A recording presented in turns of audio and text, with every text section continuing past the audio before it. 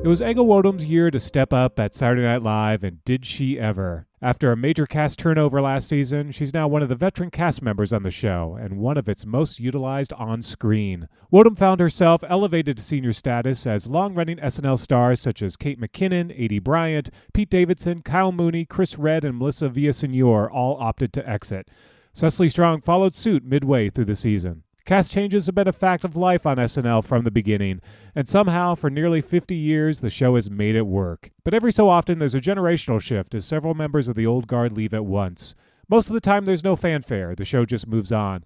But because Cecily Strong briefly returned to the show this past fall, she was able to get a proper on-air farewell. It was only fitting. She joined the show in 2012 and left after the Christmas show in December, becoming the longest-running female cast member ever. Nwodim, who grew close to Strong, says the cast turnover feels like par for the course on a show she likens to, quote, comedy ER. I recently spoke to Strong and Nwodim about their friendship, Strong's decision to leave SNL, advice they received upon joining the show, and the character Nwodim is willing to do more of. Not everyone gets to say goodbye. Right. Yeah. It's a rare treat to be able to do that. And I think it's even more rare at SNL to say goodbye in a happy mood too. It was very important to me that when I left, it felt like a graduation or something as opposed to a divorce. Mm-hmm. And there were a couple years there. It could have gone the other way. So I knew before coming in that fall. I think I texted Ego and Heidi and Bowen to let them know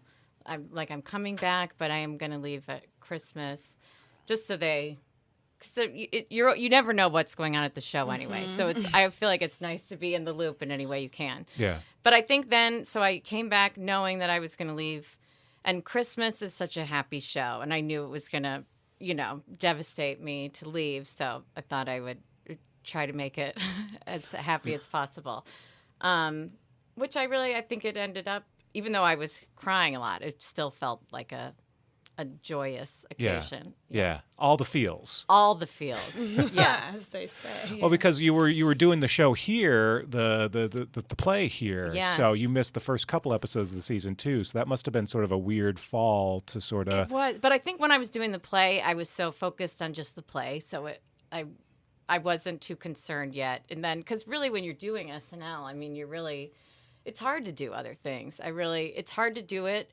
half-assed. You really have to you're all there and you're thinking about it the entire week. You're thinking about it up until and after Saturday. So it's, that's what I also was like, that's why I have to stop. I have to have a little bit of my life back in that way. But so, I went back and then just didn't think about it too much, but I think those last 3 shows where it started to hit that I was leaving, and somehow I'd have to pack up my messy dressing room and office, but I had a lot of help. But you had to shoot the part of the new opening, and then yes. They didn't get to use it all that much. I know. You're in, you're out. It got 6 shows or something. Yeah. Well, Ego, for you, I mean, this was part of a big transition year anyway. A number of your colleagues had already left. So, and then to see Cecily leave as well, what's that like for the remaining folks, and how's that sort of changed the vibe among all of you who stuck around, who are still on the show? Yeah, I mean, to be part of such a strong, sturdy institution is already quite a wonder of itself, but then to have people who are such like pillars in that institution go, it feels like, oh goodness, are we walking into something that's going to feel like shaky ground underneath of us, and is this going to work again? Is it going to feel the way it felt before? Is it going to feel better? Is it going to feel worse? It's all those questions, and the uncertainty around all of that was something I think a lot of us went into this new season with, and it was very like, I feel like we were all like sort of trepidatious about the whole thing. Having Cecily come back was very nice, because it was like, okay, this anchor and this pillar that we know and are so familiar with, and I've watched Cecily as a fan long before I was on the show, and then to get to watch her up close at the show was very special. So it felt nice to have her come back even for that first half of the season, to know like we have one of our anchors here, we have one of our pillars here, so we're going to be okay as we sort of figure this out and what the new vibe at the show is. And at the same time, it was it's exciting. I feel like I say we work like in comedy ER, really. Like I feel like every week is different, everything is different. You think you have something figured out, and then like a new case comes in, and you got to solve that.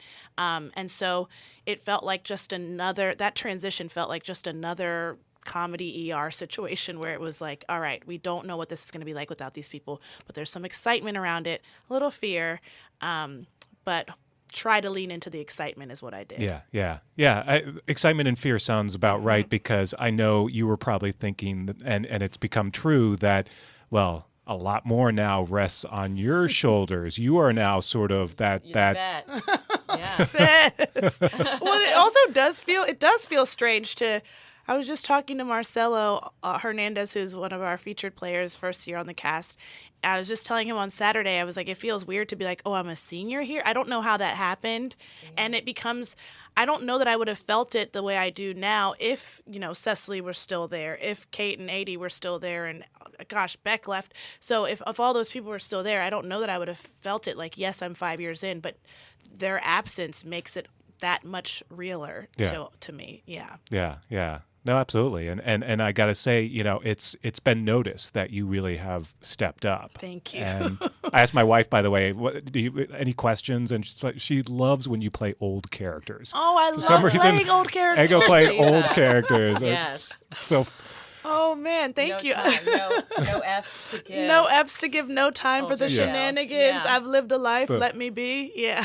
It's the best. Well, Cecily, one thing that we've noticed over the past couple of years on SNL is that there have been more opportunities for folks to sort of do side projects. Yeah. You mentioned Adie, doing her show. Like everyone, you have your show.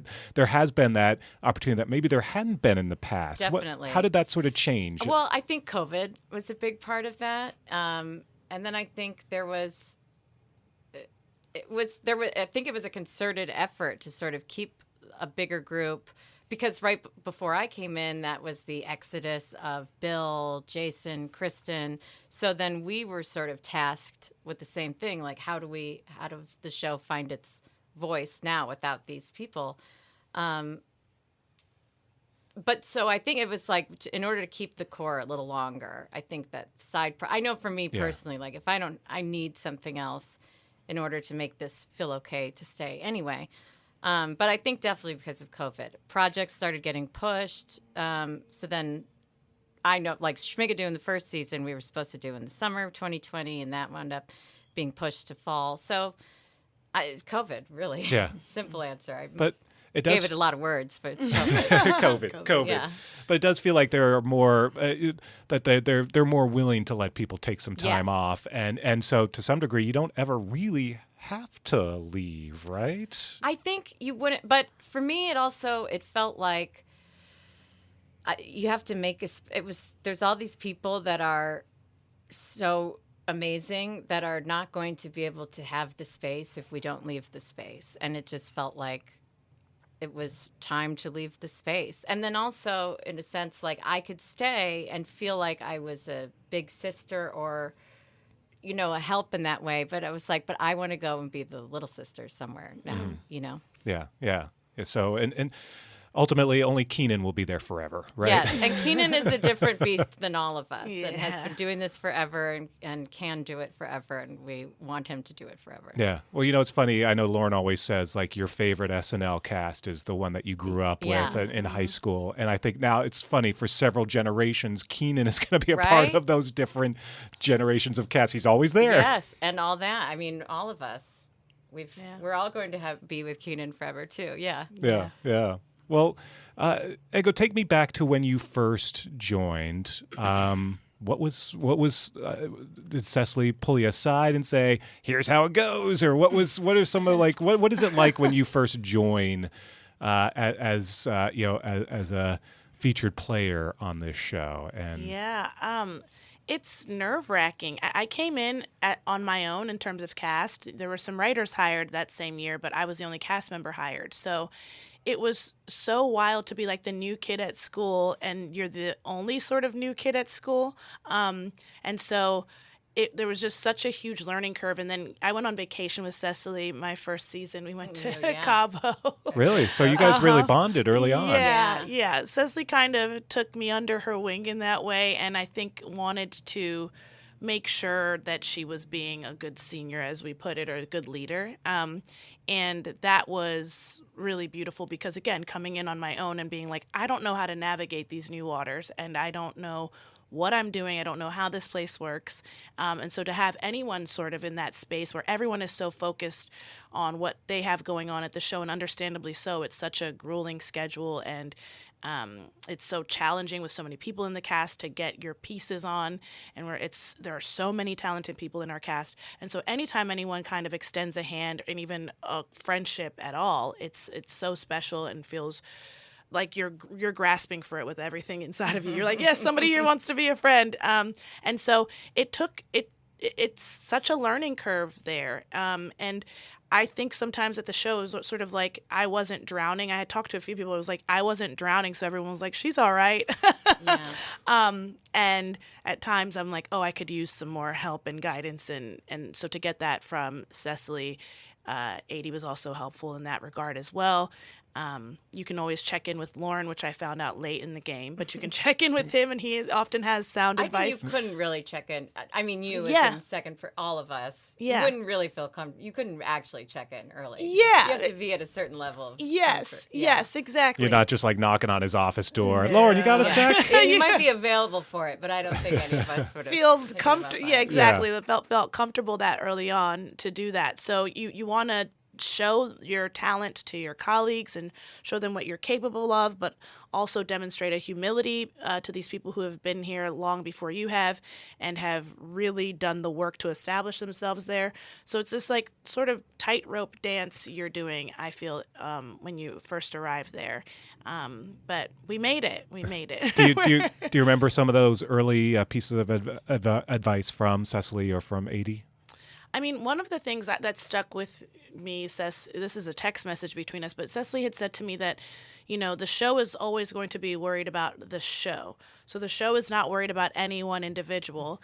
And the show is sort of like a person in that way, where it's like, I'm most concerned about producing the show. The show is concerned about producing a good show every week, and they're not thinking like, how does Ego feel? How's Bowen feeling this week? How's Cecily feeling this week? That's just not a concern of the show, because it's comedy ER. It's like we got a show to produce and a product to deliver. Mm-hmm. And so hearing that and knowing it really is not personal, anything that happens at the show in terms of your pieces being picked, in terms of your pieces being cut, it's not personal, and it's not a reflection of your worth or your talent. That was really helpful, and that's something I hold close to heart and in mind even now as I'm navigating, just remembering that everyone is here because they're talented, and whatever happens on Saturday and what America gets to see on Saturday is not always a reflection of your talent or your worth as a performer, or even how the show views you, frankly. So that has been helpful, especially when things get hard or when the cast is really big and your piece isn't chosen that week, but you put so much into it. That's one that sticks with me, that piece of advice. And Cecily, what do you remember about first seeing an Ego that you said, you know what, like this is someone who, I really, feel like I want to get to know and maybe mentor a little bit, and then you're going off to Cabo. Yes, and then I tell her the importance of vacations, which was the thing yes, Lauren told me my first year. Yeah. I think you did at the table. I think you did the woman at Disneyland. The weary mom. The weary mom. Yes. I think that was the first that I started seeing it in Ego. It's like, she's really good. And then just the past couple years, I kept telling Ego and Heidi both, like, they just brought so much every week. I'm only using past tense because I'm no longer there.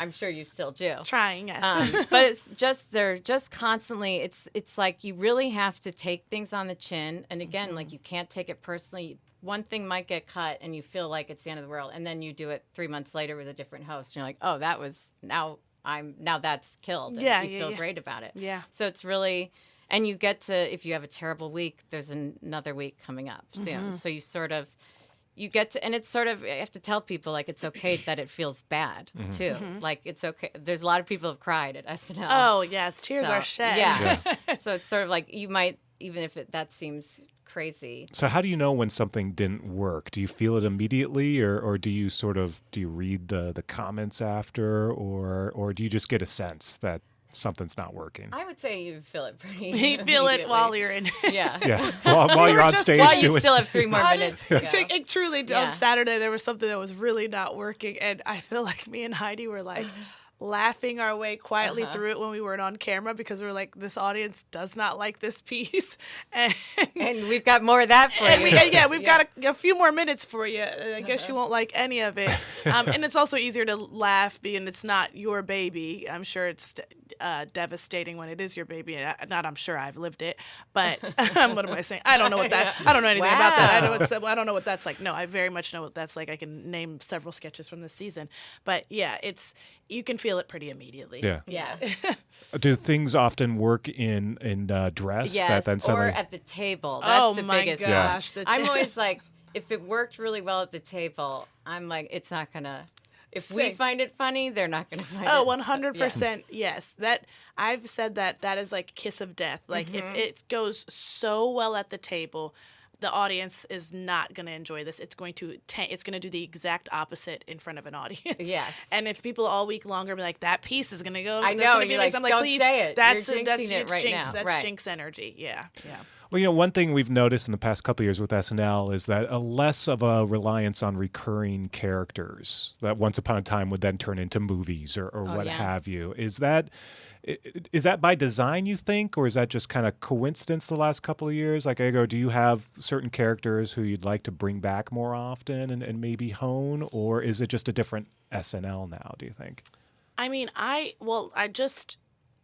Lisa from Temecula is very special to me, and I think that was a fun one to get to bring back. I want to bring her back more, but I'm also like, I personally, as the performer, don't love recurring characters, frankly, because for myself, because I'm like, you can never top the first time, so what are we even doing? And so it's scary to me. It's really scary to me. And like, there was a sketch I did, Midday News, that I wrote with Chris Redd and Michael Che for my second season, and that was not character based, but people were like, let's do it again, and I was like, no, absolutely not. It went. I was like, I don't want to touch it again. And so for me as a performer, they're fun to embody those characters, but then like, to try to achieve the same reaction a second go around or a third go or a fourth go just feels such a tall obstacle to surmount that I'm like, it's not worth it. Maybe you just have this precious piece that lived and was so special and everyone can enjoy it and go back and watch on YouTube versus doing it again. But I do like playing a lot of the same types of characters, and so it's like, I think for me, interesting to find a different way to place a character versus like have a recurring character, but place an energy, place the types of characters I like to play, put them in a different space. But I love getting to do Lisa from Temecula, and now I'm like, I want to see her somewhere not eating. I want to see her in court. Like, how is she disrupting court? But Lisa from Temecula was exactly who I was thinking about. Like, is there an opportunity there? But Cecily, when you look back now at your tenure, do you think about characters or do you think more about sketches? What sort of? I think, well, when I started, it was like they sort of ordered up recurring sketches, and I remember pushing back a couple times. Like, it's fun to do, but I would prefer to have a bit more space in between, so you're not just doing the same. Again, I think also with everything is so easy to find online, so it feels like it's already sort of recurred because people have been watching it and can send it around. So it's very hard. Then you really have a lot of pressure to top it. And I feel like similarly in the past couple of years, like Update's different, but even then it was like, I don't want to keep doing this. I want like a year in between. But I think it was more fun to have like situations that I would want to recur even more than characters, and hopefully having people write you fun things for you. Just I liked playing different Yeah. things. too. Yeah. But do people still ask you to like do drunk girl at a party or certain things? For sure, yeah. But I think once you have 9 years there, then you get to say, I'm not going to do that. Okay, so I'm just a few more out. 4 more Yeah, years. yeah. 4 more years. 4 more years. Well, Cecily, speaking of sort of mentors and sort of, how you sort of helped Ego when she came, like who do you remember from when you first arrived? I think it was Bill took Tim, 80, and I out to dinner.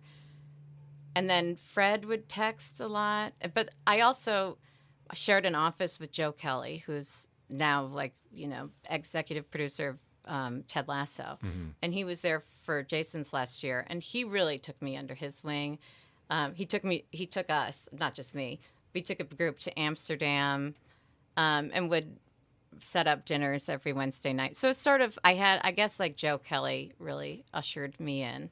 But you have to do so much on your own. There's so much that they don't tell you. You have to figure out a lot on your own very quickly. So especially for Ego coming in by herself, it was like, nobody's going to tell you how to do this. So I can try to give you some tips on but nobody tells you. You're thrown in. I didn't know there wasn't a backstage. I'm still discovering things today. You have to understand, like that. I go, oh, that's a thing. That's a thing here. Oh, that's yeah. They're like, they assume cue cards are things that everyone knows how to do immediately.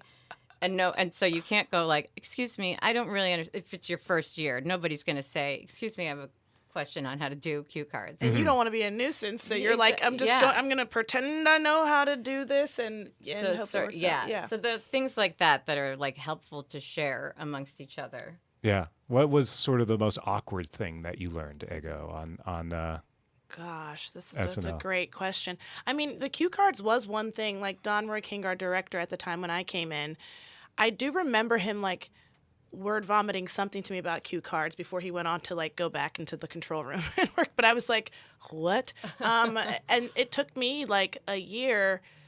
And I was like, oh my gosh, the cue card is like your scene partner, because the way this is being cut, it's okay to be like right on the card, especially for those large chunks of dialogue.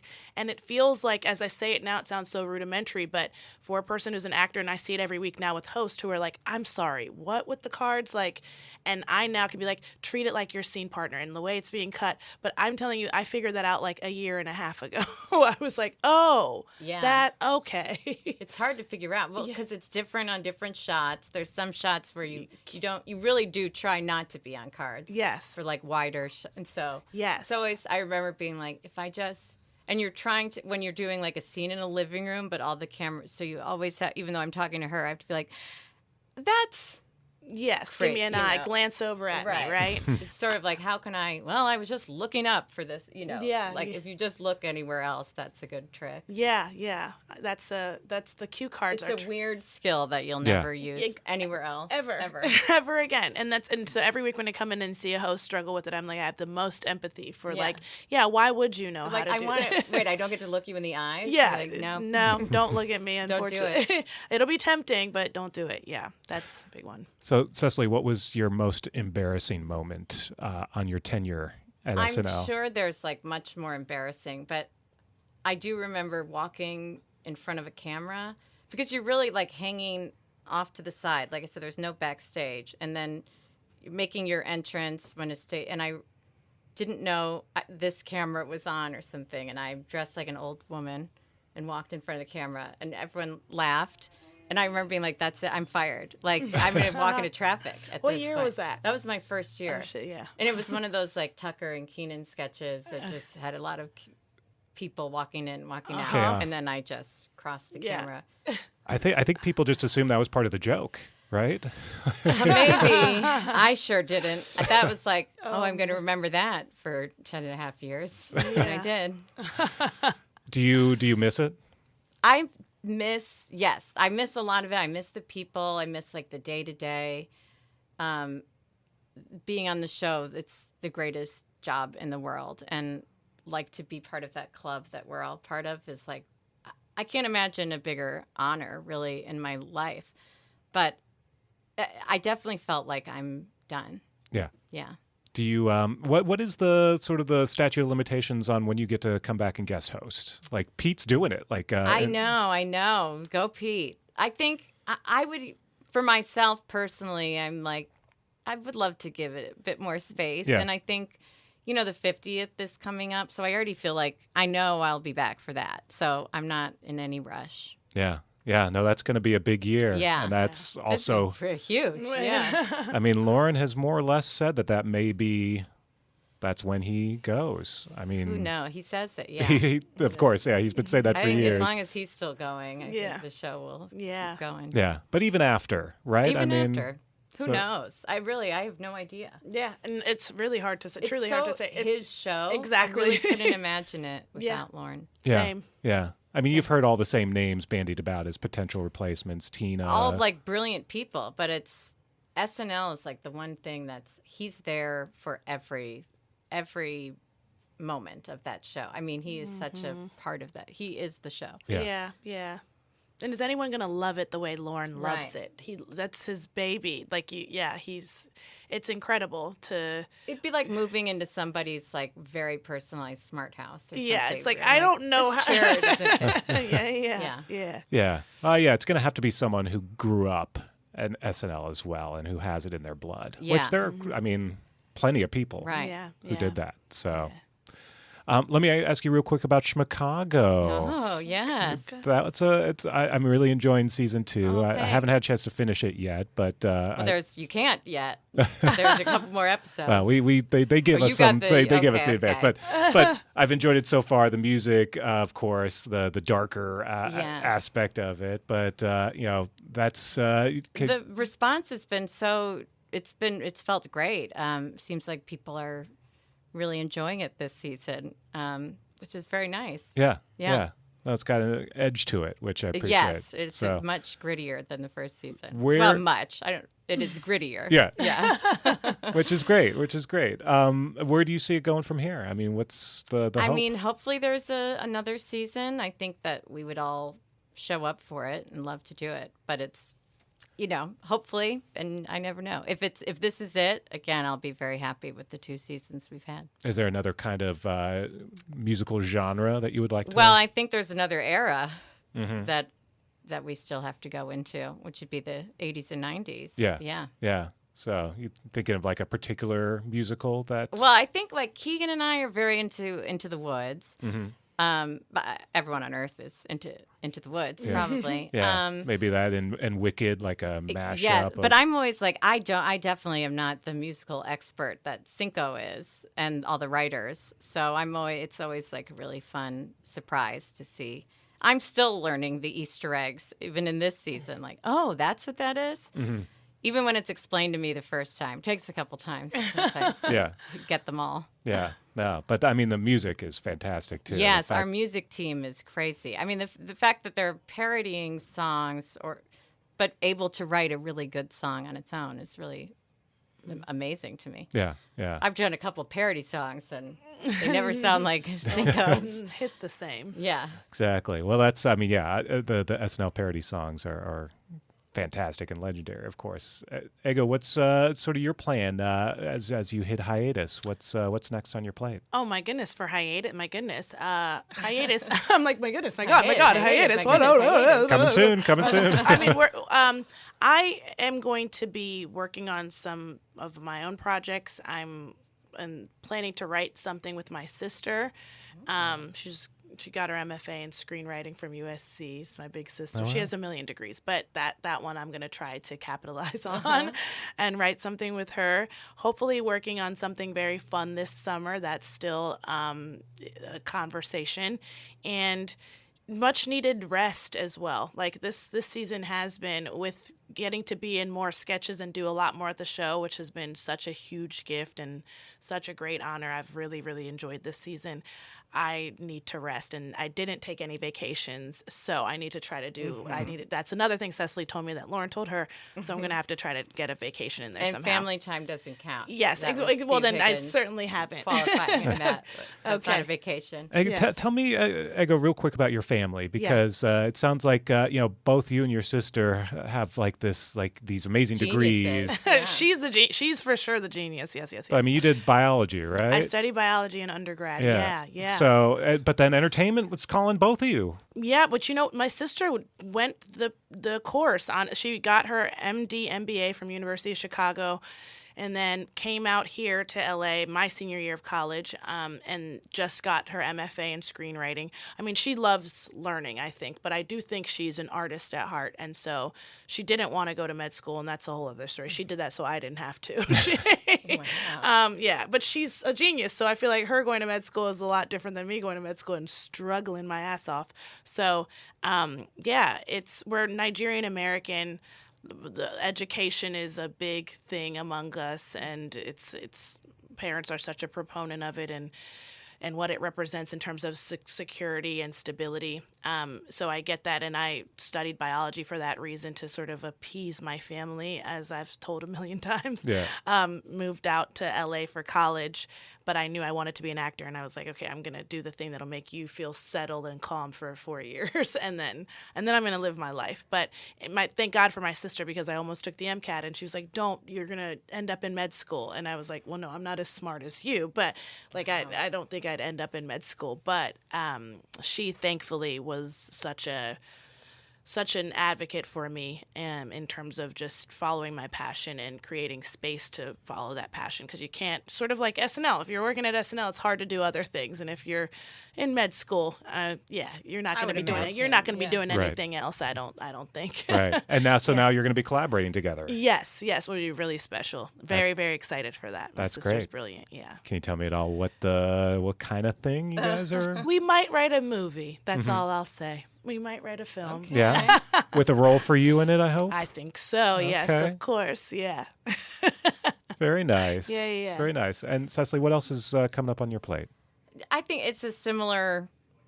There's things cooking, but just never know right now what's going to sell, what's going to get to be made, and what's not. I would really love to. I can say this. I think I'd really love to work with Sam Richardson and Tim Robinson, who are two friends who I just think are also some of the funniest people on earth. So I'm dying to find something to do with them. They're The connection here. That's amazing. I'm supposed to be working with Sam. I'm very excited. Are you? Yeah, oh my yeah, God. Yeah. You're going to love him. Yeah. Sam is the best. Yeah. So great. We had dinner at Soho House. Yeah. His membership, not mine. Before you think I'm just I bet you could dropping be a Soho. member if you wanted. I think I would have to pay and go out more. But he did remember when we talked about 90 Day Fiancé? We were like, let's talk about the projects. And then we wound up just talking about 90 Day Fiancé for like 2 hours. And he did some werewolf bit. Yeah. That was my favorite. Like there was a table next to us and they went, oh, look at the moon to us. And so Sam went, oh, yeah. And then started doing werewolf bit. It was like, you didn't need to do that. And they didn't laugh. And it was just like, this But is why did I you loved like it? it? I loved it. That's all that and I matters. loved that they didn't laugh. Yeah. I was like, I don't know why you went this hard. Also 'cause it was because Soho they House. just like threw a thing at you. Yeah. They said, look at the moon. Yeah. So he said, Yeah. oh, yeah? Oh! Soho House, they weren't going to laugh. No, it was a great place to do a nerdy bit. Yeah. So I guess finally we'll end with you sort of complimenting each other. Cecily, what's your favorite ego moment on SNL from these past couple of years? That's tough to say. I couldn't pick a favorite. I would just say I'm constantly blown away by her writing and her performing. Everything she brought to the show every week. It was just like, this is a bottomless pit of ideas and humor and heart. I think like she's got a great mind for keeping what's important in mind too. There was anytime like an update of hers would get cut, I would always be bummed because I guarantee it was like a great update and had something great to say. And so I think you could do this for so long. You have so much to give this show, and they're very, very lucky to have you. Thank you. You're going to make me cry, genuinely, so I'm going to compose myself for a second. I know, we're crybabies. Big time crybabies over here, and I got a face full of makeup on, and I got to go around town Luckily, today. we're not on video, so. I go to the airport. I gotta- Maybe people then don't approach you. No, if you exactly. have running makeup. I have to have makeup on for the other things I'm going to do, so I'm buying time right now by talking so I don't cry. Thank you. Oh, don't cry. Thank you. I can't look at her. When I first got to the show, and that's the interesting thing about it, you don't really get to see everything everyone is capable of. And on one hand, that's cool because then they get to go showcase that elsewhere if opportunity allows. But when I came in, all my friends here, I lived in LA forever before I got SNL, would tell you I was texting them constantly like, you're not even seeing the half of what Cecily Strong has in the tank. I was like, you are easily one of the most versatile. Oh, don't look at you. Can't look at Okay.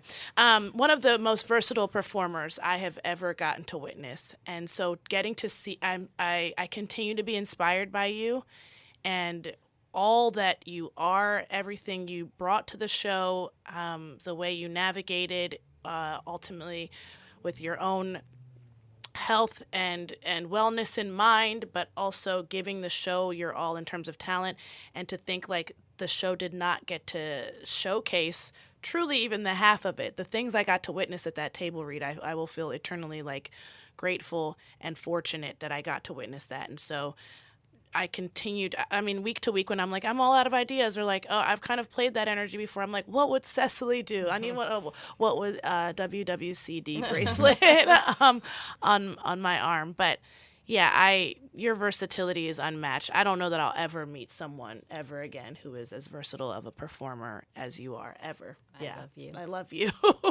Oh, wow. You both bring up good points. That you're right. I'm excited to see what both of you do in the coming years, because there is so much that we haven't seen yet out of the both of you. It's so exciting to kind of still. There's so much more to go, and we've already seen so much of you, and it's just the beginning. Yeah. So. Well, I'm literally like, I can't look at her, so we're not. Well, when's the next Cabo trip? Where you guys go next? We have to figure somewhere else. We've got to get back on the pre-COVID vacation. Well, you love beaches. I love beaches. It's like, do, I'm a beach person. And so, yeah. We went to send your frogs. Yeah. I have some photos from there. All right. We'll plan that over your hiatus as well. Yeah. So hope to see some shots of you guys on TMZ on the beach on Maui. I don't know. That'll be better photos. Yes. Okay. Yeah. That's Saturday Night Live stars Cecily Strong and Ego Nwodim. You can also catch Cecily Strong on Schmigadoon, now streaming on Apple TV+.